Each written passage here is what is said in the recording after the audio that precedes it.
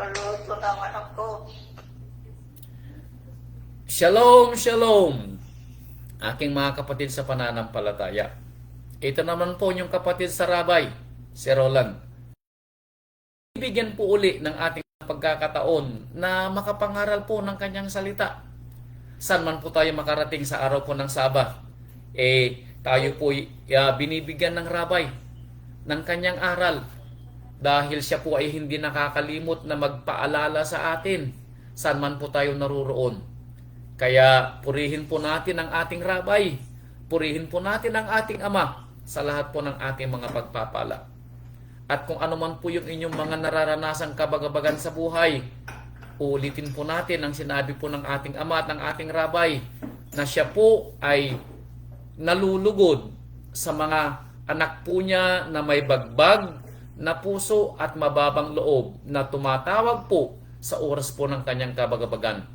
At siya po ay magbibigay ng tulong para po maalaman po natin ng ating Ama at Elohim ay hindi po nagpapabaya sa ating mga kagalingan. Alam po ninyo mga kapatid, ang aral po na ibinigay ng Rabay muli, ito'y may kinalaman sa ating pang-araw-araw na buhay. Sa mga hindi po nakaabot ng mga Bible study po natin, pinag-aaralan po natin yung propesiya po ng Biblia. Dinidiscuss po natin yung aklat po ng Revelation. At ito'y may kinalaman sa digmaan nangyayari sa gitnang silangan. Antabayanan po natin ano po. Pero ito po sana ay huwag maging dahilan para kayo po ay magulumihanan o matakot o kaya ay mawalan ng pag-asa. Alam po ninyo, ipinapaliwanag po ito ng salita ng Ama na ito'y magiging simula ng mga kahirapang darating. Pero sa mga nananampalataya po sa kanyang napakadakilang pangalan, tayo po, ayon sa sulat ni Apostol Saulo, ay huwag mabahala. Dahil tayo ay inihahanda ng Ama, ano po, sa ganitong mga panahon. Dahil ipinapaunawa niya sa atin ang mga bagay na nangyayari at yung mangyayari pa sa hinaharap para hindi tayo masorpresya o masorpresa pag dumating yung ganitong mga pagkakataon. Kaya po sa ating pang-araw-araw na buhay, may katanungan po ang Rabay. Dahil kung nakikita po natin na ang salita po niya ay nagkakatotoo, kung nakikita po natin ang mga patutuon na naririnig natin sa ating mga kapatiran, nakita natin ang patutuon ng ating kapatid na Geraldine na sinasabi niya mismo sa kanyang sariling bibig na siya ay binigyan ng Ama ng panibagong buhay. At sa mga iba pang mga patutuo na narinig na natin sa mga kapatiran po natin. May katanungan po ang Rabay na bagamat nakikita natin ang ganitong mga himala, naririnig natin yung mga pagpapala. Ang katanungan ng Rabay bakit patuloy pa rin kayo sa paggawa ng walang kabuluhan? Why work for vanity? Yun po ang katanungan ng ating Rabay. Why work for vanity? Bakit patuloy kayong gumagawa ng walang kabuluhan? Alam po ninyo, parang kung magtanong po ang Rabay, andudon po yung tinatawag niyang straight to the point. Ano po? Dahil tunay nga po na nakita natin yung kasaysayan ng bayang Israel. Nakita natin yung mga patutuon ng mga apostol at yung mga kapatiran natin. At sa ating panahon, nakikita natin yung mga pangyayari na tunay nga na nangyayaring salita ng Ama. May mga nauna sa atin at mga nangawala sa pananampalataya dahil sa kanilang mga gawang walang kabuluhan. Pero bakit kaya ganito ang katanungan ng ating Rabay? Tayo po sana ay huwag malihis ng landas. Ano po? Dahil kung narinig po ninyong patutuo ni kapatid na Brando, siya mismo ay natutuwa kung ang aral na kanyang naririnig, nakakaapak paminsan-minsan ng mga paa. Tunay nga po na kung ang mga salita po ng Rabay ay inapakan po ang inyong mga paa, lalo na po yung inyong mga hinliliit, abay, wag po kayong magalit. Ano po? Lalo na sa nagpapadala ng mensahe o nagbibigay ng mensahe, should I say. Huwag kayong magalit sa messenger. Ako po yung nagiging tagapagsalita lamang ng rabay. At kung tayo man po'y maapakan ng rabay sa ating mga hinliliit, sabihin lang po natin, ouch. And manalangin po tayo na sana matuto tayo na ibuhay natin yung aral na maririnig natin sa ating rabay kapag may pagkakataon na siya po'y nangangaral sa atin. Tandaan po ninyo na mangyayari din sa hinaharap ang sinulat ni Propeta Amos. Sa kanya pong aklat ay nasusulat na darating ang panahon na mayroong kagutuman at kauhawan sa ibabaw ng lupa. Hindi po gutom at uhaw, hindi po gutom sa pagkain at uhaw sa tubig, kundi gutom at uhaw sa salita ng Ama. At ito po'y mangyayari sa ating panahon, na darating ang panahon na yun na maski gustuhin po ninyong makarinig ng mga mangangaral sa Biblia ay wala po kayong mariringgan. Magbasa man po kayo ng Biblia sa panahon na yun ay hindi nyo mauunawaan, kaya mangangailangan kayo ng mga mangangaral na ipapadala ng rabay, pero wala kayong makikita at wala kayong mahahanap. Dahil pag dumating po yung panahon na yun, yun po yung sinasabi sa Revelation na ito yung sinasabing point of no return. Meaning tumigil na ang Ama sa pakikipagpunyagi niya sa tao na nangyari nung unang panahon nang ibigay niya ang kautusan at proklamasyon kay Noah na gugunawin niya ang sanlibutan sa pamamagitan ng baha. Nasulat din naman po, nagugunawin niya ang lupa sa pamamagitan ng apoy. At darating po yung panahon na ang mga salitang ito ay mangyayari. At sa mga nakakarinig pa po ng salita ng Ama, matuwa po kayo. Pero sabi nga ng mga apostol, kayo sana ay wag lang tagapakinig ng salita, kundi tayo din sana ay tagapagpaganap. Talastasin po natin ang aral na ibinigay ng rabay. Bakit ganito ang kanyang aral na nagtatanong, bakit patuloy kayo sa paggawa ng walang kabuluhan? Why work for vanity? Dito po sa aklat ng Deuteronomio, puntahan po natin yung lumang tipan. Ano po? Dahil ito ang ibinigay na salita ng Ama sa kanyang bayang Israel. Ano po? Sa pamamagitan po ng propetang si Moses. Ito po ang kwento. Now, dito po sa chapter 32, ito na po yung huling dissertation ni Moses. Ito yung kanyang huling pananalita na ibinigay ni Moses sa kanyang bayang Israel bago po siya matulog. Ito po yung kanyang last dissertation. Ano po? Kaya dinggin po natin ang salita po ni Moses. Deuteronomio or Devarim, chapter 32, verse 46. At kanyang sinabi sa kanila, meaning sinalita ni Moses sa bayang Israel, ilagak ninyo ang inyong puso sa lahat ng mga salita na aking pinatutuhanan sa inyo sa araw na ito. Now, ito po'y sinalita ni Moses after na muling balikan ni Moses ang lahat ng pagpapala ng Ama sa bayang Israel, ang lahat ng kanyang mga kautusan, ang lahat ng kanyang mga alituntunin. Ito yung kanyang uling sinabi ni Moses, alalahanin ninyo ang mga salitang inyong narinig. Alalahanin ninyo, sabi ni Moses, ang mga salita na pinatutuhanan ko sa inyo, na inyong iuutos sa inyong mga anak upang isagawa ang lahat ng mga salita ng kautosang ito. Now, ano yung alituntunin natin na ibinigay ni Moses? Na alalahanin natin at ingatan ng mga kautosang ibinigay sa atin. Pero hindi lang sa atin. Anong sabi ni Moses? Iaral ninyo sa inyong mga anak?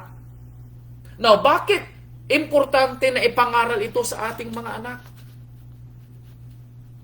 Dahil ang ating mga anak ang magmamana at magpapatuloy ng ating pananampalataya.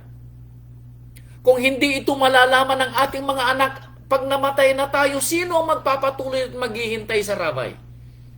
Kung hindi ito gagawin ng mga magulang sa ating panahon. Kung hindi darating sa ating panahon ang pagdating ng rabay, kung hindi natin makikita ang mga idinideklara at mga isinulat sa pahayag na mangyayari sa sanlibutan, sino ang magpapatutuo sa salita ng Ama pag dumating yung panahon na yaon kung hindi natin ito ituturo sa ating mga anak? Kaya kayong mga magulang, ito ba ang inyong ginagawa bilang pagsunod sa salitang ating narinig at nabasa? Or tayo ay gumagawa ng walang kabuluhan? Alam po ninyo, hindi sinasabi ng rabay na kalimutan ninyo ang inyong mga obligasyon para buhayin ang inyong mga anak. Hindi po sinasabi ng rabay. Dahil nung tayo po ay naging mga magulang, hindi po tayo ang namili sa ating mga anak, kundi ang rabay ang namili sa ating mga magulang para sila yung mga magulang natin. At vice versa, tayo din naman ay pinili ng ating Ama na maging anak, na maging magulang ng ating mga anak. Now, maalala nyo kung bakit pinili si Abraham sa lahat ng mga lalaki nung panahon niya? Dahil ayon sa salita, dahil alam ni Amang Yahweh na ituturo ni Abraham ang salita ng Ama at ang kanyang kautusan sa kanyang mga anak. Ito rin kaya ang ating magiging tinatawag nating patutuo na tayo ay mapalad sa pagkapili ng ating Ama at Elohim dahil ituturo din natin supposedly ang mga salitang ating narinig at nabasa sa ating mga anak. Alam po ninyo, walang silbi po yung ating mga pagiging magulang kung hindi po natin matuturuan ng ating mga anak at mga apo. Alam po ninyo, kung meron man po akong hinahangaan bilang isang magulang na nananampalataya at naturuan po niya ang kanyang mga anak, mabibilang ko po sa daliri. Ibibilang ko dito ang ating nasirang Elder Sirio. Ang nasirang si Lolo Juan Tabuga. Ang aking father-in-law na si Dominador. Pero yung alam kong buhay pa sa panahon natin na magpapatunay na ang lahat ng kanyang mga anak ay nananampalataya. Bagamat sila mga matatanda at may mga asawa na, ay ilalagay ko po ang ating Elder at Pastor Ismael. Dahil sa katotohanan po, ako'y natutuwa pag nakikita ko ang pamilya po ni Elder Ismael at Pastor Ismael. Ang kanyang mga anak at ang kanyang mga apo. Ganun po yung pangarap ko balang araw din na yung aming tatlong anak na nananampalataya ngayon, pagdating po ng panahon na sila makapag-asawa, kasama nilang kanilang mga asawa at yung mga ibibigay na supling ng Ama sa kanila na pagpapala ay makasama din sana nila na magpala at pumuri kay Amang Yahweh. Yun po yung pangarap ko bilang isang nananampalataya, and I pray na ganun din po sana yung inyong pananampalataya at pangarap. Sila po yung magpapatuloy. Kaya wag po nating gawing tawag dito panghihinayang yung panahon na ipipikit na natin ang ating mga mata, and then maalala natin na hindi natin naturuan ng ating mga anak dahil tayo ay naging busy sa mga gawain na hindi naman dapat nating maging busy sa panahon ng tayo narito sa lupa. Uulitin ko po uli. Obligasyon po natin na buhayin ang ating pamilya. Obligasyon po natin na gabayan ng ating mga anak at turuan sila ng mga gawain sa buhay. Pero wag po natin kalilimutan yung pong unang obligasyon natin na turuan ng ating mga anak sa mga salita ng Ama dahil sila yung magpapatuloy ng ating pananampalataya. Kaya sinabi niya dito, upang isagawa ang lahat ng mga salitang ito ng kautosang ito. Yan ang sinabi ni Moses, ano po? Verse 47. Ito, dinggin natin.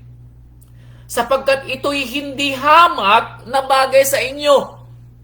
Ang ipinapagawa ko sa inyo, sabi ni Moses, ay hindi hamak. Meaning, it is not vanity. Ibig sabihin, may kabuluhan. Meaning, ito yung magiging gabay ninyong mga magulang sa pagpapalaki ninyo sa inyong mga anak. At ito rin ay gagawin ding gabay ng inyong mga anak sa pagpapalaki din nila ng kanilang mga anak balang araw. Kaya sinasabi, this is not vanity, sabi ni Moses. Ito'y hindi hamak. Sapagkat inyong kabuhayan, sabi, ito'y inyong buhay. Ito ang maglalayo sa inyo sa mga kapahamakan. Ito ang maglalayo sa inyo sa mga sumpa. Ito ang maglalayo sa inyo na gumawa ng kasamaan. Ito ang inyong buhay, sabi ni Moses. Nasusulat po. Hindi lamang sa tinapay nabubuhay ang tao. Wag po sana sa atin na maging ating misyon sa tinapay lamang nabubuhay ang tao. Wag po sana. At kung ito yung ating magiging misyon sa buhay ay tunay nga po. Wala tayong gagawin dito sa ibabaw ng lupa kundi magtrabaho at maghahanap buhay 24/7. Dahil ang misyon lang natin dito sa buhay ay ang kumain ng tinapay.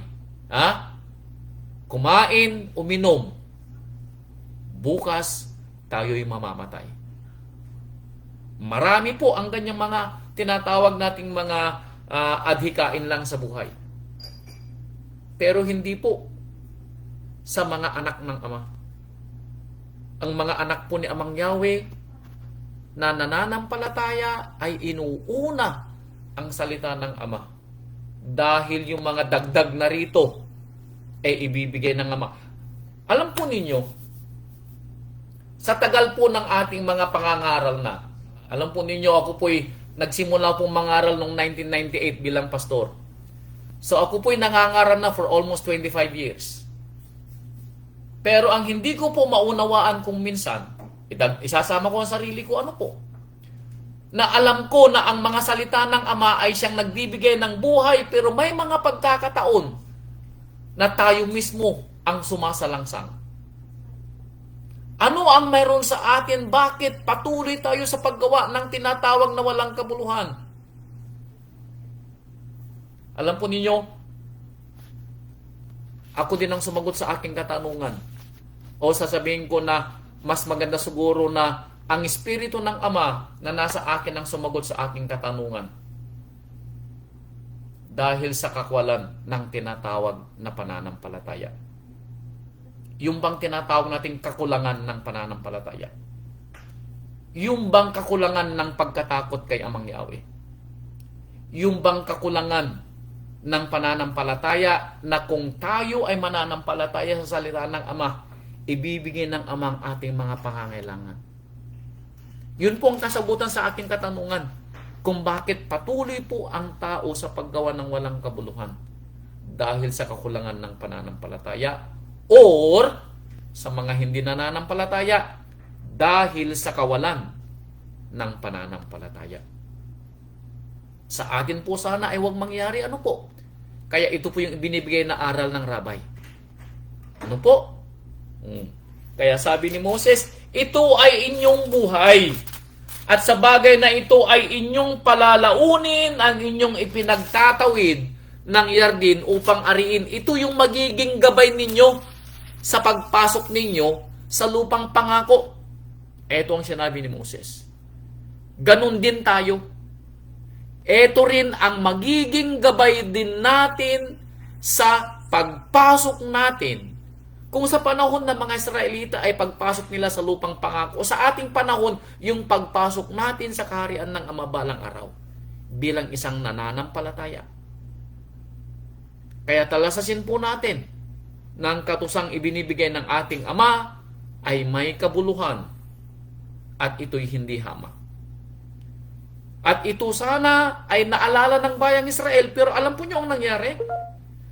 Ito po ang nangyari. Alam po natin ang kwento ng Israel, ano po? Sila po yung mga nangawala. Dahil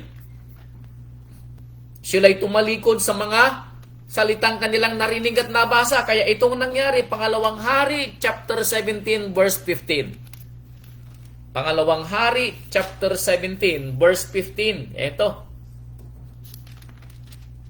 Chapter 17, verse 15. Kanilang itinakwil. Ouch. Sinong nagtakwil? Ang bayan ng Ama, ang lahing Israel. Sapagkat kanilang itinakwil ang kanyang mga palatuntunan, ang kanyang tipan, na kanyang itinipan sa kanilang mga magulang, at ang kanyang mga patutuo, na kanyang ipinatutuo sa kanila, at sila'y nagsisunod sa walang kabuluhan. Now, anong ginawa ng bayang Israel? Blatantly na dinisregard nila ang mga salitang narinig nila at nabasa. Isinulat ito para sa kanila pero wala silang nabasa at narinig na naunawa ang mga salita. Bakit? Anong ginawa nila? Dahil sa kanilang pagsunod sa mga walang kabuluhan. Meaning, dinisregard nila. Ibig sabihin, ang gawang vanity ay ang mga salitang hindi ayon sa salita ni Amang Yahweh. So kung ang mga ginagawa po natin ay hindi ayon sa salita ni Amang Yahweh, then it is vanity. Walang kabuluhan. Walang kabuluhan. So kung tayo po ay nagtatrabaho 24/7 at hindi man lang natin maalala ang ating Ama at Elohim, then ang ating mga gawa ay walang kabuluhan. Tandaan po ninyo, ang walang kabuluhang gawa ay yung taliwas sa salita ni Amang Yahweh. So matatalasas natin sa ating sarili kung ang ating mga ginagawa ay walang kabuluhan. Sabi niya rito, tinalikuran ng bayang Israel ang mga salita ng Ama at sila nagsisunod sa walang kabuluhan. At naging walang kabuluhan. Nagsisunod sila sa mga bansa na nangasa palibot nila ayon sa ibinilim ni Amang Yahweh na wag silang magsigawa ng gaya ng mga yaon. Anong sinundan ng bayang Israel? Ang mga gawang walang kabuluhan ng mga bansang nasa palibot nila. Now, itanong mo ang sarili mo, kapatid ko. Anong gawa ang namana mo sa sanlibutan na ginagawa mo pa rin na alam mong wala ng kabuluhan? Nalalapit na yung tinatawag na All Saints Day, araw ng mga patay. Now, ito'y walang kabuluhan. Ipinagdiriwang mo pa ba ito, kapatid ko? Yung pag-alala mo sa mga patay, ipinagdiriwang mo pa ba ito, kapatid ko? Sa araw ng pagsamba, nakalimot ka na ba? Or ibang araw na ang iyong sinasambang araw ng pagsamba? Walang kabuluhan. Yung mga gawa na nasa sanlibutan, ginagawa mo pa rin ba, kapatid ko? Walang kabuluhan. Now, tayo po ay, alam po ninyo, tayo ay ginagawang pantas ng ating rabay.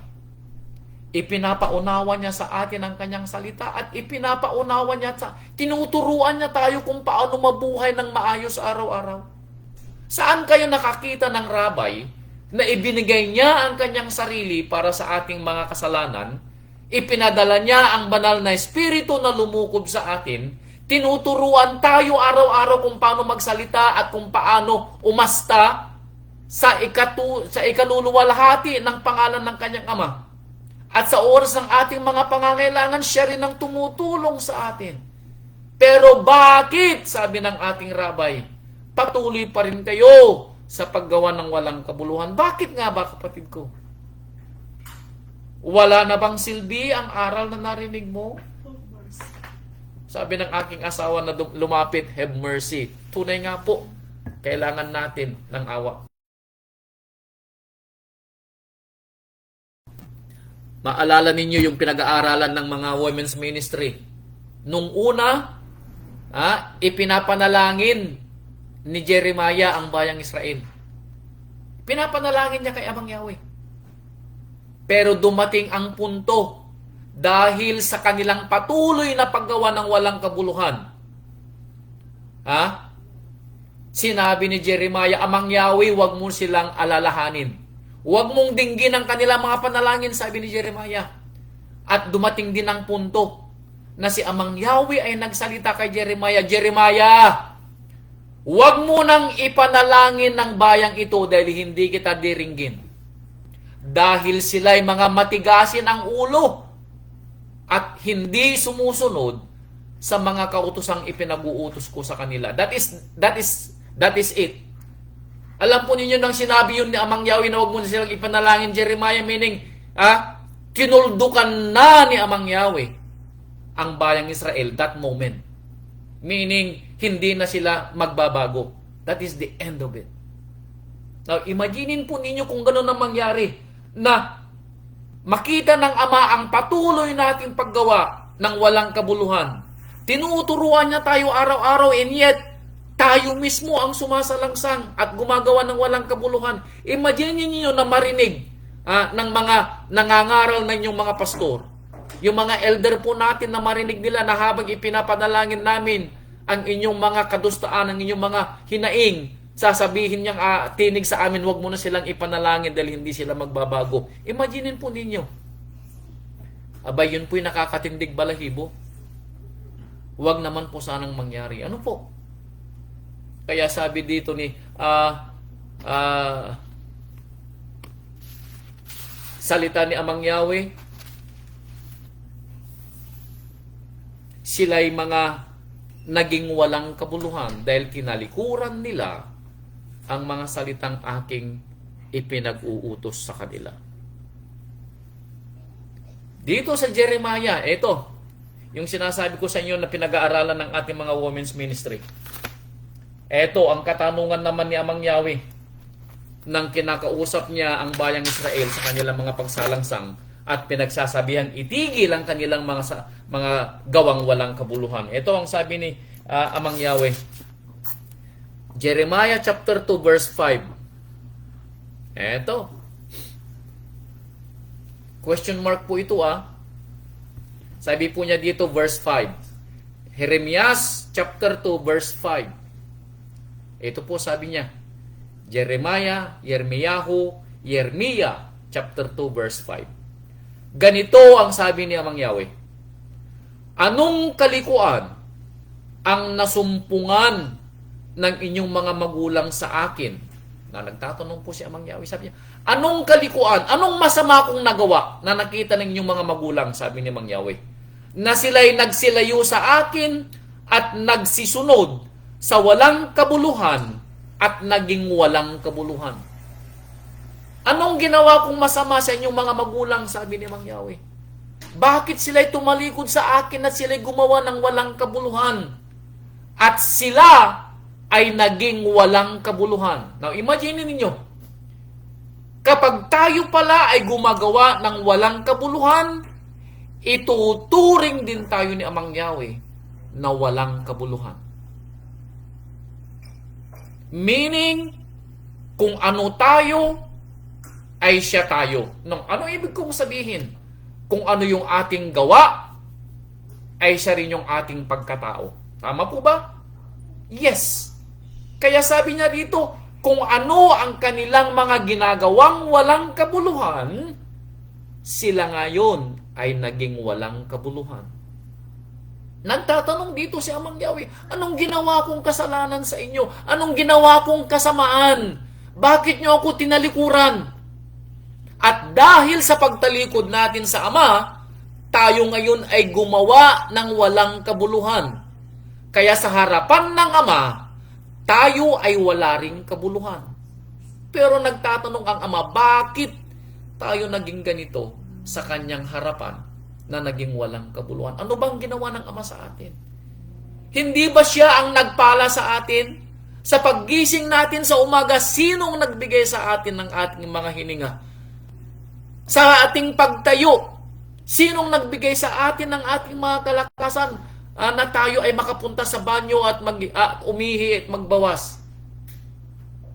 Sa ating pang-araw-araw na buhay, sinong nagbibigay sa atin ng ating mga kalakasan para gawin yung ating mga hanap buhay at mga gawain?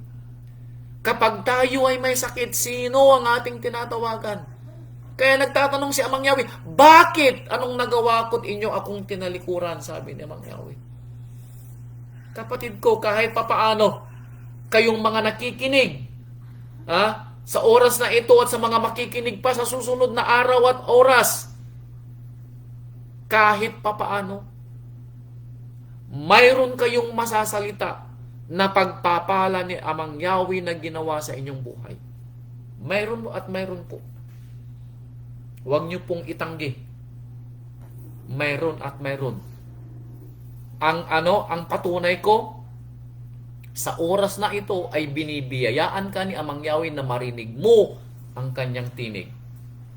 That is a gift and a blessing. Dahil bihira po ang binibigyan ng Ama ng pagkakataon na makarinig ng kanyang salita. Kaya kung naririnig mo, kapatid ko, ang aral na ito, binibiyayaan ka ng Ama para ituwid mo ang iyong buhay kung ikaw ay gumagawa ng walang kabuluhan. Ito po yung dahilan kung bakit tayo ay hindi pinababayaan ng rabay na magkaroon ng aral. Kaya sabi ng ating Ama, anong nagawa kong kasalanan para kayo ay tumalikod at maging walang kabuluhan? Ito pa. Jeremiah chapter 4 verse 14. Si Jeremiah pa uti ito. Pero ang nagsasalita uli dito, tignan natin kung ano pa ang sermon na ibinigay ng ating Ama sa bayang Israel. Jeremiah chapter 4 verse 14. Ito. Chapter 14. O Jerusalem. Ano sabi niya? O Jerusalem. Meaning, o aking bayan. Now, sa ating panahon, gagamitin ko. O sa aking mga asemblya. Sa aking mga anak na nananampalataya. Hugasan mo ang iyong puso sa kasamaan. Tayong mga gumagawa pa ng kalikuan, hugasan daw natin ang ating mga puso. Maning iwaksi natin ang ating mga gawang walang kabuluhan. Now, ano uli yung mga gawang walang kabuluhan? Yung ating mga ginagawa na hindi ayon sa ating mga naririnig na mga salita ng ating Ama. Yung ating paghahanap buhay ng 24/7 na hindi natin inaalala ang araw ng pagsamba. Yung pagtrabaho natin ng 24/7 na hindi natin inaalala ang kanyang mga piyesta. Yung ating mga natatanggap na pagpapala na hindi natin inaalala ang ating mga ikapu at ating mga love offering. Yung ating mga kinikita na hindi natin inaalala ang mga nangangailangan nating mga kapatiran. Yung ating mga gawa na tayo'y gumugugol ng ating panahon na bumalik sa mga pagsamba at mga tinatawag na kasayahan sa sanlibutan. That and those ay mga gawang walang kabuluhan. Now, tandaan po natin, lahat po yun ay hindi ayon sa salita ni Amang Yahweh. Sa ating pang-araw-araw na buhay, sinabi po niya na tayo po'y maghanap buhay. Tama po. Pero sinabi niya, alalahanin mo ang araw ng pangingilin. So kung patuloy kang maghahanap buhay at ginagamit mo pa rin ang araw ng pangingilin para maghanap buhay, kapatid ko, wala nang kabuluhan ang ginagawa mong paghahanap buhay. Meaning sinasalangsang mo na ang salita ni Amang Yahweh. Alalahanin po ninyo, yun po yung mga gawalang kabuluhan. Yung ating pagsasaya, ha? Na hindi ayon sa salita ni Amang Yahweh. Another walang kabuluhan. Kaya talasasin po natin yung ating mga gawa. Yung ating mga tinatawag na pakikisalamuha. At nakakalimutan natin na ipangaral ang salita ng ating Ama. Tandaan po natin, obligasyon po natin ito. Kaya sabi niya rito, chapter 4, verse 14, hanggang kailan titigil sa loob mo ang iyong mga masamang hanggang kailan daw tayo titigil sa paggawa ng walang kabuluhan? Oo nga naman, hanggang kailan tayo titigil pag tayo patay na? Mga kapatid ko, wag po nating hintayin na kung kailan po natin ipipikit ng ating mga mata saka natin maaalala na ititigil ang ating mga walang kabuluhan. What's the point? Na mabago man natin ang ating kaisipan at the end of the day pero hindi naman na natin magawa. Bakit? Dahil tayo'y hindi na makagulapay sa ating katandaan at tayo nasa banig na ng tinatawag na karamdaman. Magagawa pa ba natin? No. Alam po ninyo, habang tayo po ay mayroong pang kalakasang gumawa ng mga salita ng Ama at ang kanyang mga gawa at pinag-uutos, gawin po natin. Huwag po nating hayaan na tayo po ay datnan ng katandaan, saka pa lang natin maaalalang gawin ang salita ng Ama. Abay kapatid ko, sayang. Sayang ang kalakasang iginugol mo sa ibang mga gawa na walang kabuluhan nung bata-bata ka. Huwag naman sana. Ano po? Now, naririnig natin, wala kayong excuse. Isaiah 55. Puntahan naman natin si Propeta Isaiah. Isaiah 55, chapter 1 hanggang verse 5. Ito po, ang sabi naman ni Propeta Isaiah. Ito, Isaiah 55. O lahat na nangauuhaw, magsiparito kayo sa tubig, at siyang walang salapi, magsiparito kayo na kayo'y magsibili at magsikain. Now, ano kaya sinasabi dito ng Propeta Isaiah? Sino ang kanyang tinatawag na magsiparito para uminom ng tubig, bagamat sila'y walang salapi, sila'y magsibili at magsikain, bagamat wala silang pambili. Kay magsibili ng alak at gatas ng walang salapi at walang bayad. Now, ano kaya itong ini-offer ni Propeta Isaiah? Talasasin po natin, ano po? Ano kayo'y nangagugugol ng salapi sa hindi pagkain? Now, talasasin po natin sinasabi ni Isaiah, ano po? Bakit daw tayo nagugugol ng mga babayarang mga ginagamit natin na mga salapi sa hindi pagkain? At ang inyong mga gawa na hindi nakabubusog. Inyong pakinggan ako at magsikain kayo ng mabuti at mga lugod kayo sa katabaan. Now, ito ba'y literal na pagkain at pagbili ng mga hindi nakabubusog? Palasasin po natin. Ang kasagutan po ay nasa verse 3. Ito. Inyong ikiling ang inyong tainga. Meaning, makikinig. At magsiparito kayo sa akin. Now, ano yung kanilang pupuntahan na parang pagkain na sila'y mabubusog? Kayo ay magsipakinig at ang inyong kaluluwa ay mabubuhay. Now, anong ating diringgin na siyang magbibigay sa atin ng pagkabuhay ng ating kaluluwa? Ito ba yung literal na pagkain at yung literal na tubig? O ang salita ng Ama at ang kanyang mga kautusan? Talasasin po natin. Ano po? Ako po'y nananampalataya na tayo binigyan na ng Ama ng pangunawa kahit papaano na maunawaan natin ang kwento ni Propeta Isaiah.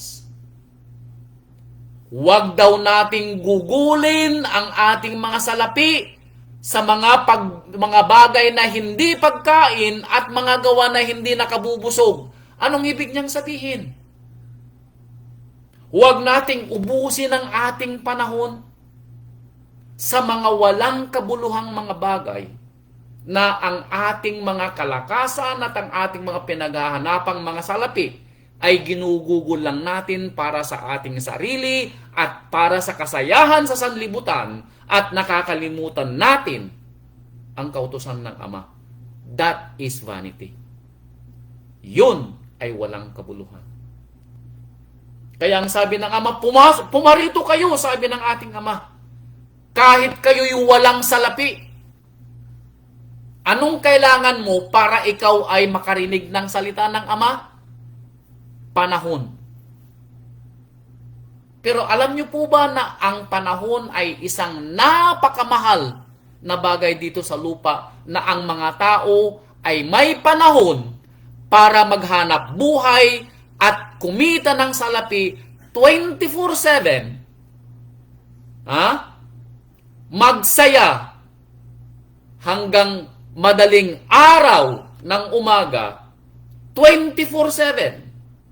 Pero kapag siya inimbita mo na makinig sa salita ng Ama, ang isasagot sa iyo, pasensya ka na brother, wala akong panahon. Anong sabi ng ating Ama? Ang inyong mga maririnig ay magbibigay sa inyo ng buhay. At ako'y makipagtitipan sa inyo ng walang hanggan. Anong sabi ni Amang Yahweh? I will make a covenant to you. Ako'y makikipagtipan sa inyo. Not only in this life, pero habang buhay. Meaning, mawala ka man dito sa ibabaw ng lupa, I will promise you, sabi ng Ama, bibigyan uli kita ng buhay after this life. Kaya nga sabi, ako'y makikipagtapan sa iyo ng walang hanggan. Now, saan tayo makakakita ng ganong klaseng tipan na tayo ay makikinig sa salita upang tayo ay mabuhay? Saan? Wala po. Maliban sa salita ng Ama. Nagagawin natin ang kanyang kautusan, that is the covenant na gagawin niya sa atin, at yun naman ang magiging covenant natin sa kanya upang tayo ay mabuhay. Pero karamihan po sa atin ay magsasabing tayo po ay walang panahon. Huwag naman po sana. Alam po ninyo, dito rin sa Amerika ay nakikita ko yung sinasabing walang panahon. Alam po ninyo, ang aral po dito sa Amerika, pag kami po ay nangangaral din, nagsisimula po siya ng 9:00, Bible study. And then, magpapahinga po ng konti. Magsisimula po uli ang aral ng mga bandang 12:30 o kaya 1:00. Matatapos po siya ng bandang 3:00. Pero pagkatapos po ng aral na yaon, karamihan po ay umuwi na. Hindi na po nila hinihintay yung huling Bible study ng hapon. Alam po niyo kung bakit? Wala na silang panahon dahil sila may mga pupuntahan na. Pero alalahanin po natin, araw pa rin po ng pagsamba. Kaya kung ako po sa inyo na binibigyan ng Ama ng pagkakataon para maunawaan po natin ang tunay na pangingilin ng araw ng kanyang pagsamba. Paglubog po ng araw ng Biyernes, kung hindi pa po ninyo ginagawa, gawin po ninyo bilang advice po sa inyo ng inyong nakakatandang kapatid. Paglubog po ng araw, wala ng TV. Wala ng radyo kung walang kinalaman sa salita ng Ama. At gawin po ninyo ito. Gawin po natin hanggang kailan? Hanggang Sabado po ng paglubog ng araw. Kung hindi pa rin po ninyo ginagawa, Biyernes pa lang po ng hapon nakahanda ng inyong mga luluto, ang mga pagkain. Huwag din kayong bumili sa araw po ng Sabat. Kung hindi pa po ninyo ginagawa, gawin po ninyo. para maramdaman po ninyo ang tunay na pangingilin sa araw ng pagsamba. Mag-aral po kayo kung hindi po kayo makarating sa ating mga kapilya. Mag-aral kayo sa inyong mga bahay hanggang lumubog po ang araw ng araw po ng Sabado. Kung wala kayo mapiling anong tawag dito, mangangaral sa inyo, maghanap kayo sa TV. Kung kayo manunood ng TV, maghanap kayo ng tinatawag na mga TV na may kinalaman sa salita ng Ama. Dito po ninyo gugugulin ang tunay na araw ng pagsamba. Mga kapatid ko, kung tayo po ay totoong talagang totoong mananampalataya, at alam po natin kung paano po manampalataya sa katotohanan, gawin po natin. Alam po niyo, sabi ko nga sa inyo, natuto lang ako dito sa Amerika kung paano manampalataya, truly. Dahil nung nasa Pilipinas tayo, hindi ganito karubdob yung ating pananampalataya. Aminin po natin o hindi. Kayong mga matagal na rin sa pananampalatayang katulad ko, hindi po tayo katulad dito nung dati. Nung nasa Pilipinas po tayo, pagkatapos ng aral po, ako po mismo magtataas ng sarili kong mga kamay, dalawa. Pagkatapos po ng aral, dahil kami pumupunta sa Ordeneta para mangaral. After na mangaral po tayo, natapos po tayo mga alas 2 o kaya alas 2:30 o alas 3. Unahan na po tayo sa pag-uwi dahil uuwi tayo sa mga malayong mga lugar. Aminin po natin o hindi, ako mismo, kami ng aking pamilya, dumadaan sa palengke para bumili bago lumubog ang araw. Pero nang makarating ako dito at maunawaan ko ang salita ng Ama, ito pala ay hindi tamang araw ng pagsamba. Ikinurik po ako ng salita ng Ama. Nakita ko mismo dahil ipinadala niya ang isang kapatiran para ipaunawa sa akin ng tunay na araw ng pagsamba kung paano ito ingingilin. Now, nung wala pong nangangaral sa atin, hindi natin ito nakita sa ating mga mata, sasabihin po natin we are ignorant. Pero ngayong alam na natin now, wala na kayong excuse. Dahil ito'y narinig nyo na mismo sa isang nangangaral na ipinadala ng rabay. Wala kayong excuse. Ano po? Kung kayo po ay may mga pinupuntahan na mga araw ng pagsamba at ito'y walang kinalaman sa tinatawag nating salita ng Ama, kayo pupunta para lang magsaya, ako po'y magsasalita sa inyo according sa rabay na pangunawa. Ito po'y hindi ayon sa nararapat na tunay na pagsamba. Kayo po ang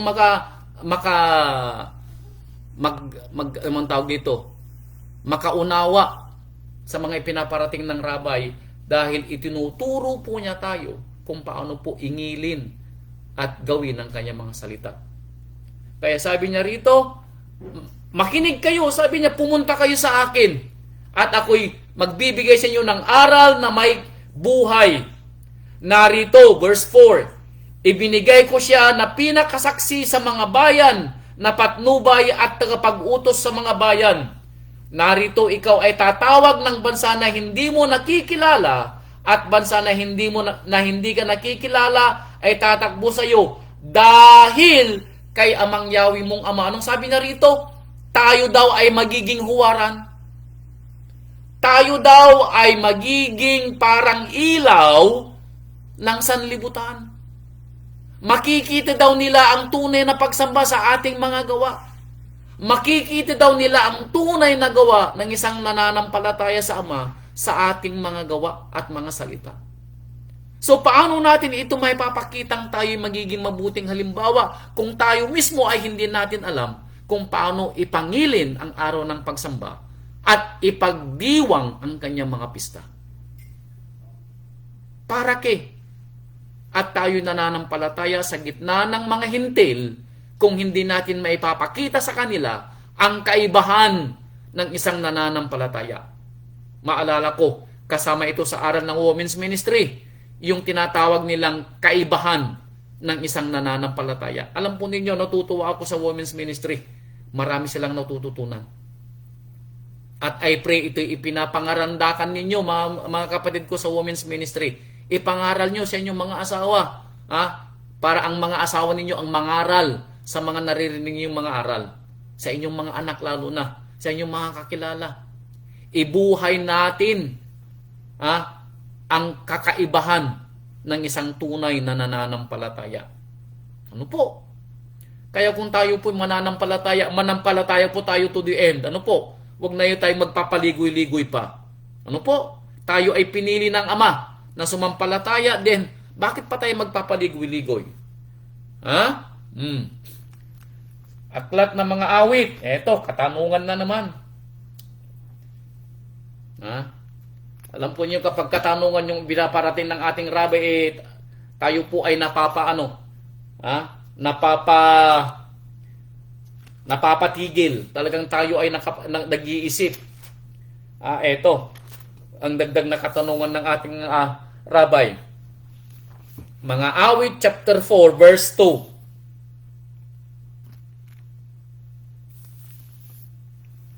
Eto. Mga awit chapter 4 verse 2. O kayong mga anak ng tao, bata, matanda, may ngipin o wala, nananampalataya at hindi nananampalataya, tuli at hindi tuli. Kayong mga anak ng tao, sabi niya, hanggang kailan magiging kasiraang puri ang aking kaluwalhatian? Hanggang kailan daw? Now, hindi ba natin alam tao na tayo nilikha ng Ama sa kanyang wangis? Hindi ba natin ito alam, anak ng tao, na tayo ay ginawa ng Ama mula sa kanyang wangis? Kung alam natin ito, then sabi ng ating Ama, bakit hanggang ngayon ay hindi ninyo niluluwalhati ang aking kaluwalhatian?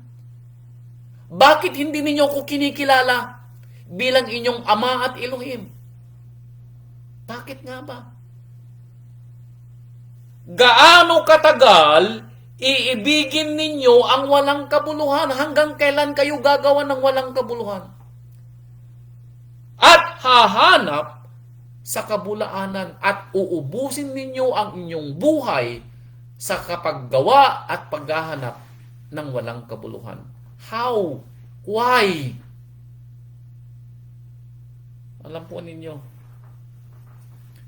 nang ibinigay ito ng rabbi na aral, ako'y nagtatanong din sa aking sarili, bakit ganito yung kwento ng ating rabbi?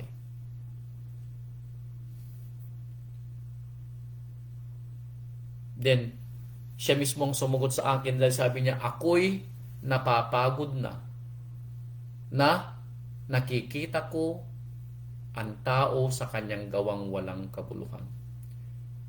Alam po ba ninyo na ganito ang sinabi ng ating Ama bago po niya lubugin ang sanlibutan sa tubig? Ito po ang sabi niya. Genesis chapter 6 verse 3. Ito po ang sabi ng ating Ama. Genesis chapter 6 verse 3.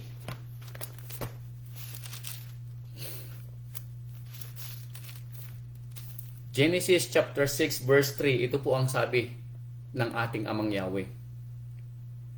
At sinabi ni Amang Yahweh, ang aking espiritu ay hindi makipagpupunyagi sa tao magpakailanman. Now, nang sinabi po ba ito ni Amang Yahweh, siya po yung nagbigay para bang naramdaman din po ba natin yung kanyang pagod sa paghihintay na ang tao ay magbabago sa kanyang gawa? Yes. Pero magkaganon pa man po, nagbigay pa rin po siya ng palugit. 120 years. 120 years ang ibinigay niyang palugit pa sa tao. Pero mayroon bang nagbago sa tao even after 120 years? Wala po.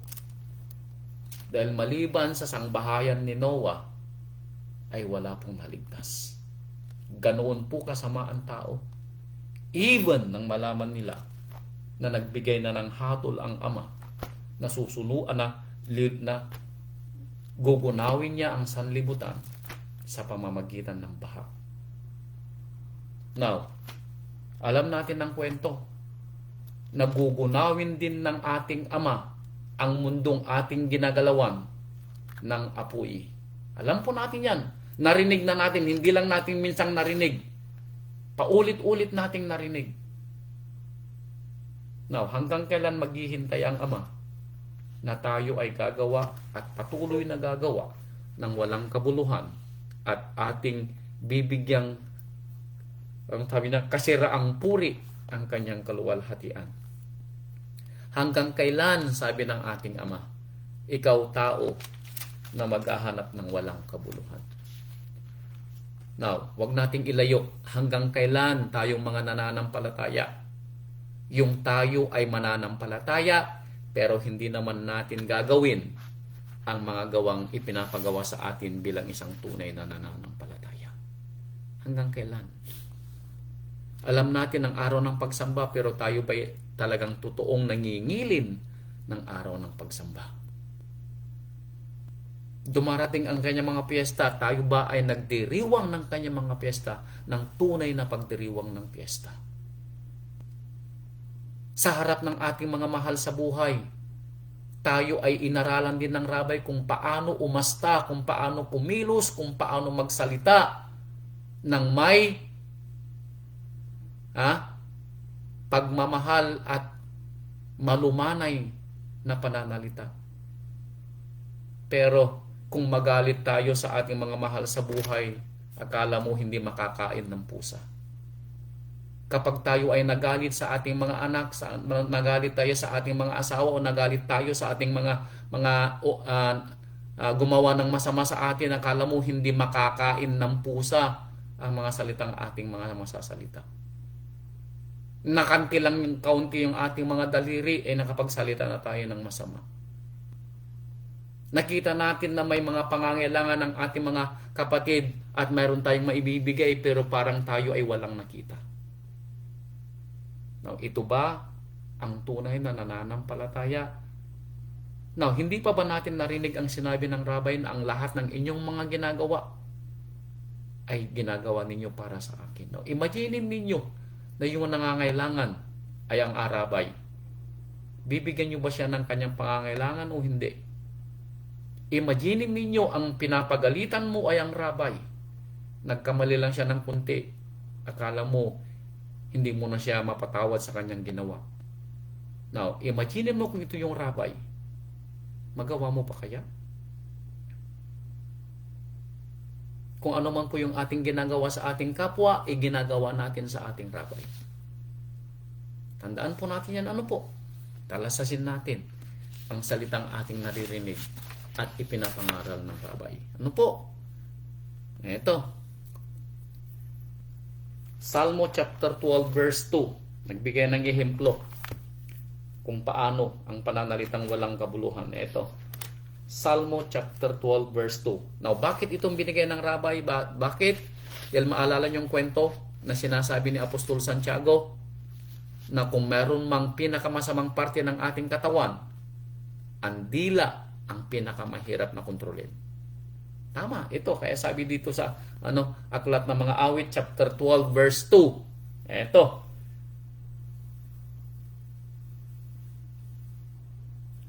Taas ko sa verse 1. Magligtas ka, Amang Yahweh, sapagkat ang banal na tao ay wala na, sapagkat nagkukulang ng tapat sa gitna ng mga anak ng mga tao. Now, anong natira sa gitna ng mga tao? Sila'y nangagsasalitaan bawat isa ng kabulaanan. Ito daw ang nakikita natin sa tao. Puro mga kabulaanan. Ang gawa ng tao, kabulaanan. Ang kanyang mga salita, kabulaanan. Anything na kanilang mga maisip ay kabulaanan. Sa kanya-kanyang kapwa na may mapanuyang labi at may giring pulang puso na nangagsasalita. Alam po ninyo, kung gagamitin po natin ang tinatawag na media para sa ikaluluwalhati ng ating Ama, marami pong mapapangaralan sa kanyang salita. Pero alam po ninyo, mas ginagamit ng tao ang media para gumawa ng walang kabuluhan. Mas marami po kayong makikita sa TikTok, sa Facebook, sa Messenger ng mga gawang walang kabuluhan ni hindi nga natin bihira yung ating mababasa na nagpapadala ng salita ng Ama. Bihira yung ating mababasa na tayo may mapupulot. Mas marami tayong makikita na walang kabuluhan. Kaya ako mismo, ako'y walang Facebook, ako'y walang Messenger, ako'y walang TikTok, wala akong lahat niyan. Dahil sabi ko, ako'y walang panahon sa ganitong mga bagay. No po. Hindi pa nga ako tapos sa pag-i-edit ng Biblia. Paano ako magkakaroon ng panahon? Alam po ninyo, nang ginawa po natin nagpa-imprinta po tayo ng Biblia. 500 po yung pina-imprinta po nating Biblia. Ang tangi kong hiling, hindi po natin ito pinabayaran dahil may nagbayad po na pinadala ng Ama. Kalahating milyon ang binayad natin doon. Ang tangi kong kahilingan sa mga may bibigyan ng Biblia, tulungan nyo ako para i-edit ang Biblia. Tulungan nyo ako na baka may makita kayong mga mali sa Biblia para sa susunod na salin ng Biblia maging perpekto at wala ng mga mali. Yung mga mahirap na translation, sabi ko, ipadala ninyo, litratuhin ninyo para baguhin natin. Alam po ninyo, natutuwa po ako sa mga nagbigay ng kanilang panahon para magbigay ng kanilang tinatawag na contribution. But I pray na sana kayong lahat ay nakapag-share kung may nakita kayong mali. Malapit na pong matapos. Hanggat hindi pa po naipiprinta, pwede pang humabol yung inyong mga makikitang mga mali. Dahil ito'y gagawin, hoping and praying na ito'y maging perfectong salin ng Biblia. Ano po? At maiprint natin ng mas malaking font o mas malaking letra. Ito po yung mga bagay na pwede nating gawin kaysa yung mga bagay na hindi naman may kinalaman sa salita ng Ama. Itigil na po natin yung mga gawang walang kabuluhan. Ano po? Ang rabay po mismo ang humihingi na itigil natin ang ating mga walang kabuluhang mga gawa. Kaya sabi niya dito sa Aklat ni Job, eto, Aklat ni Job, chapter 35 verse 13. Ito, ang salita ni Job. Chapter 35 verse 13. Tunay na hindi didinggin ng Ama ang walang kabuluhan. Anong sabi ni Job? Tunay na hindi didinggin ng Ama ang walang kabuluhan. So kung hindi didinggin ng Ama ang walang kabuluhan, hindi rin didinggin ni Job ang taong gumagawa ng walang kabuluhan. Bakit? Dahil siya ay magiging walang kabuluhan sa paningin ng Ama. Kaya sabi niya, ni pakukundanganan man ito ng makapangyarihan sa lahat. Ni hindi kanya bibigyan ng tingin. Kumbaga, ipagwawalang bahala lang ng Ama ang salita ng isang taong gumagawa ng walang kabuluhan. Para ka lang para ka lang dumaan na hangin sa harapan ng Ama. Parang ito yung kanyang magiging kahalintulad. Ni hindi ka papansinin ng Ama dahil sa iyong mga walang kabuluhan, dahil sa ating mga walang kabuluhan. Hindi tayo didinggin ng Ama. Ano po? Uulitin ko, ang ating mga gawang kabuluhan ay yung ating mga gawa na hindi ayon sa salita ng Ama. Kung tayo po ay naghahanap buhay at pati araw ng Sabado, ulitin ko, gagamitin natin sa araw ng paggawa, walang kabuluhan ang ating mga gawa dahil hindi natin inaalala ang ating Ama na nagpapala sa atin. You work for nothing. Ano po? Pero kung tayo gumagawa para sa ating pamilya at para sa ikatutulong natin sa mga mangangailangan balang araw at may bibigyan natin ng ating mga ikapo at mga gawang love offering, then may kabuluhan ang ating mga ginagawa. Pero kung ang ating mga gawa ay para lang sa ating sarili, para lang sa ating pamilya, para sa ating mga anik-anik, kapatid ko, walang kabuluhan. Dahil hindi mo man maisip na tulungan ang asimblya ng Ama, walang kabuluhan. Opo?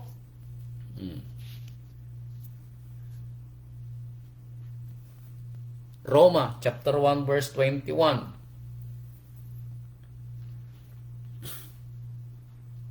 Dito pa, bago po 'yun.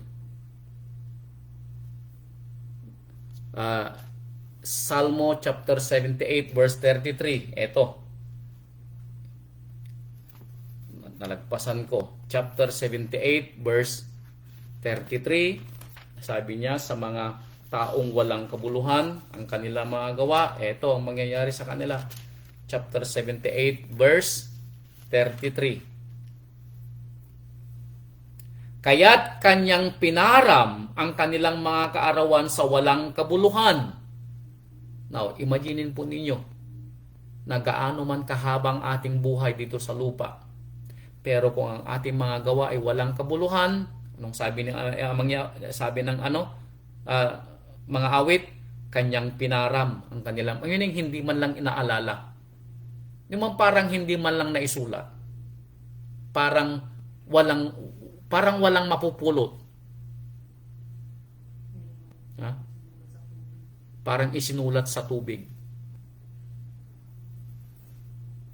Kaya't kanyang pinaram ang kanilang mga kaarawan sa walang kabuluhan at ang kanilang mga taon ay sa mga kakilabutan. Maliban sa hindi na nasulat ang iyong mga gawa, ang buhay mo daw dito sa lupa ay sa kakilabutan. Meaning hindi mo mararamdaman ang pag-iingat at pagliligtas niya ng Yahweh. Kaya mag-ingat po tayo mga kapatid ko kung paano po natin gugugulin ang ating mga gawa dito sa ibabaw ng lupa. Wala po tayong excuse ngayon dahil narinig na natin ang kwento. Ecclesiastes chapter 2 verse 22. Puntahan naman natin ang mga ngaral na sinulat ni Haring Solomon. Ecclesiastes chapter 2 verse 22. Ito pa. Si Haring Solomon naman magsasalita. Sabi niya sa mga gumagawa ng walang kabuluhan, sapagkat ano ang tinatamo ng tao sa lahat niyang gawa at sa nais ng kanyang puso na kanyang iginawa sa ilalim ng araw, sapagkat lahat niyang kaarawan ay mga kapanglawan lamang, which is true. Now, nasubukan niyo ba na maghanap buhay 24/7? Anong tawag nito? 16 hours a day, 18 hours a day, 14 hours a day. Sinubukan ko po yan. Sinubukan ko po. Gigising po ako ng alas 5 o 5:30 ng umaga. Trabaho po yan hanggang alas 12 ng gabi. Nasubukan ko po yan. Nung ako po merong 3 trabaho. Ano pong napala ko? Pagod, sakit ng katawan, at kalungkutan. Dahil sabi ko sa sarili ko, hindi ganito ang buhay na ibinigay ng aking Ama sa akin. Naramdaman ko po yan.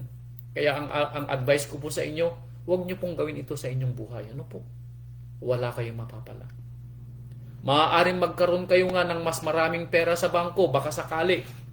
Pero at the end of the day, kung hindi naman mai-enjoy dahil sa inyong dami ng mga nararanasang mga pagod sa inyong mga sarili, abay kapatid ko, sayang. Sayang. Kaya sabi ni Solomon, sapagkat lahat niyang kaarawan ay mga kapanglawan lamang, at ang kanyang pagdaramdam ay hapis. Oo, pati sa gabi ay hindi nagpapahinga ang kanyang puso. Ito man ay walang kabuluhan. Imagine, matutulog ka na nga lang pero iniisip mo pa rin yung trabaho mo. Abay kapatid ko, walang kabuluhan.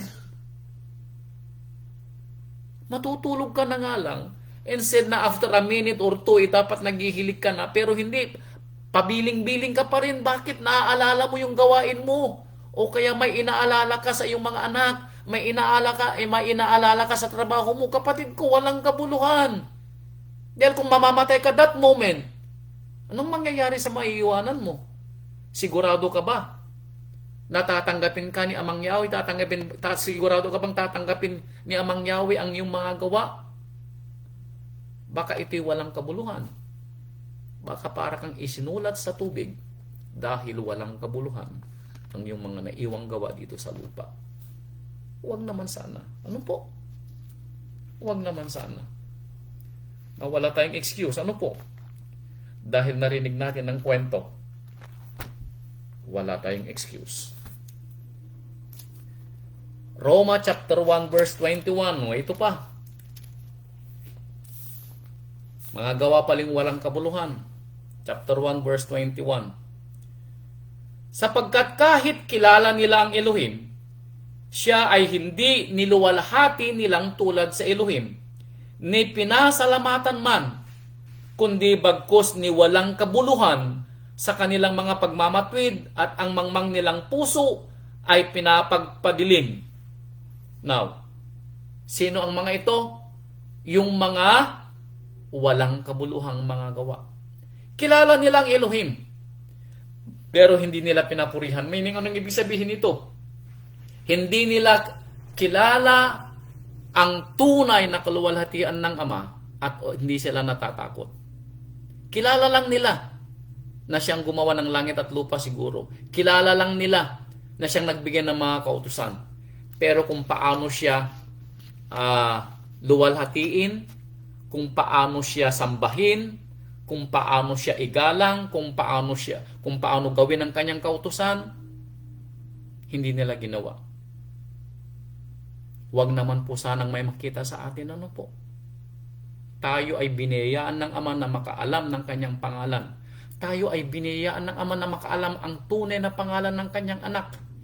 Tayo ay biniyayaan ng Ama para makarinig ng kanyang salita at kautusan. Huwag po nating i-take for granted ang katotohanan ng ating narinig at nabasa. Huwag po nating i-take for granted ang mga pagkakataon na tayo makarinig ng kanyang mga salita. Tandaan po natin, ibinigay na nga sa inyong libre. Ang halangan na lang kayo ay makinig ng may panahon.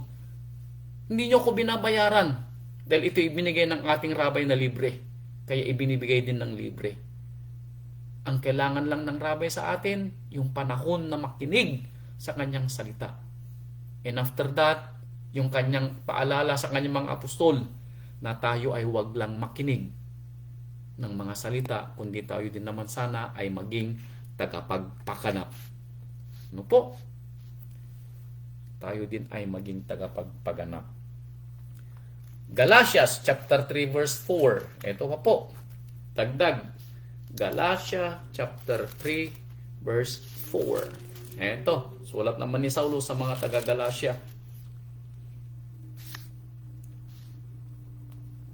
Tiniis baga ninyong walang kabuluhan ang lubhang maraming mga bagay kung tunay na walang kabuluhan. Now, ito yung sulat ni Saulo sa mga taga-Galatia nang nagagalit si Saulo sa mga taga-Galatia dahil winawalang halaga nila ang aral ni Saulo at binabalikan nila yung kanilang mga dating mga gawa.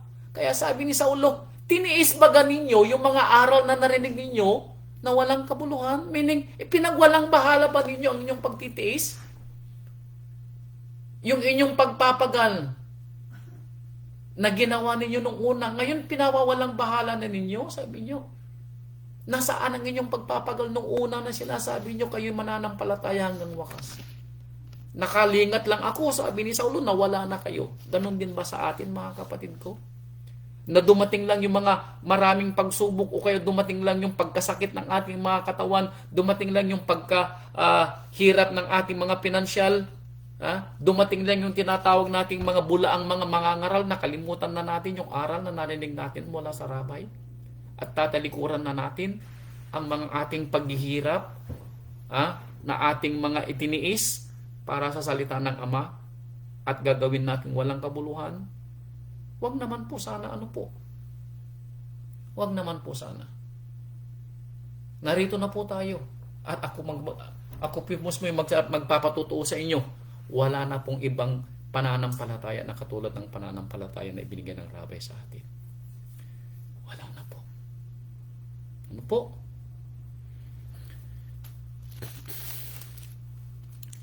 Kaya sabi niya dito sa Galatia chapter 5 verse 26, ito naman ang dapat gawin ng isang tunay na nananampalataya.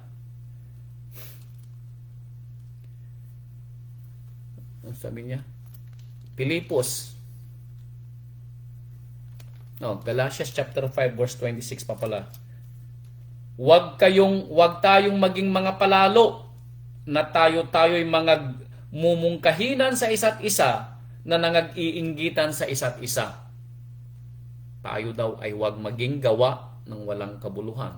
Na tayo ay magmungkahinan sa isa't isa, meaning magkaroon ng galit sa isa't isa. Magkaroon ng inggit sa isa't isa. Hindi po ito dapat makita sa asemblya ng Ama. Tandaan po ninyo, tayo po'y magkakapatid. Tayo po'y magmahalan bilang magkakapatid.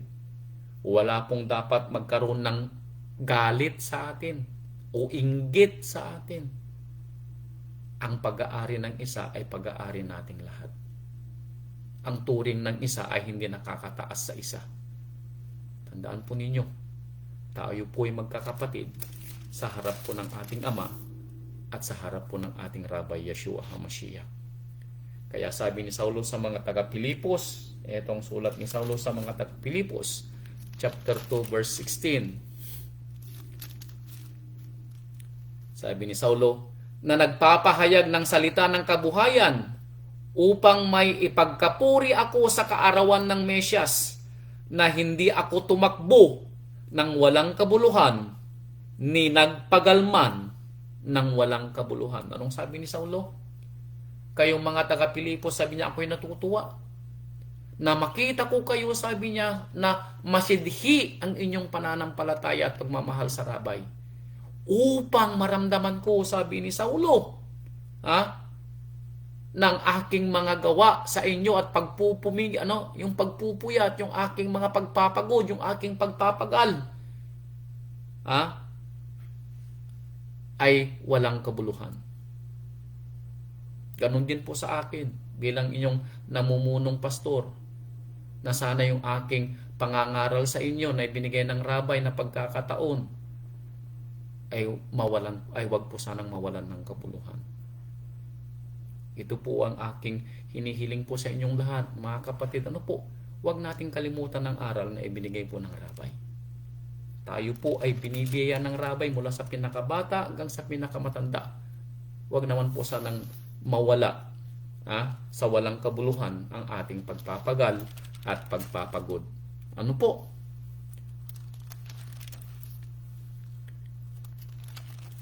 Kaya huling salita na po natin dito sa unang Korinto chapter 15 verse 58. Unang Korinto chapter 15 verse 58. Ito po. Huling talata na po ng ating Rabay. Unang Korinto chapter 15 verse 58.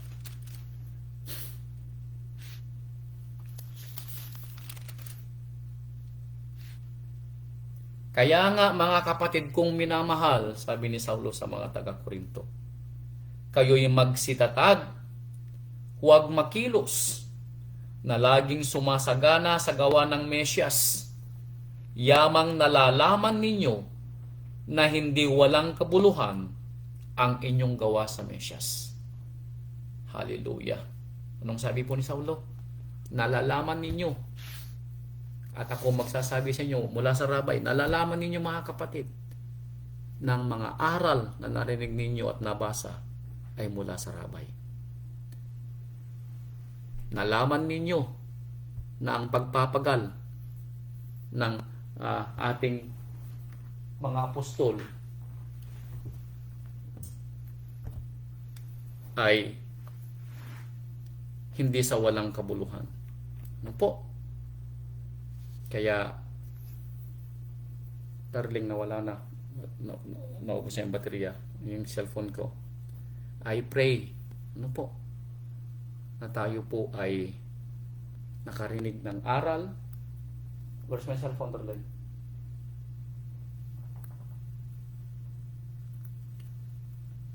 Sa mga kapatiran po natin na patuloy po na nagpapagal sa pakikinig po sa aral po ng Rabay, purihin po ang ating Ama at sana po ay lalong tumibay po ang inyong mga pananampalataya at tayo po ay gumawa ng ayon sa ikaluluwalhati ng ating Ama at ng ating Rabay at hindi po tayo gumawa ng mga gawang walang kabuluhan.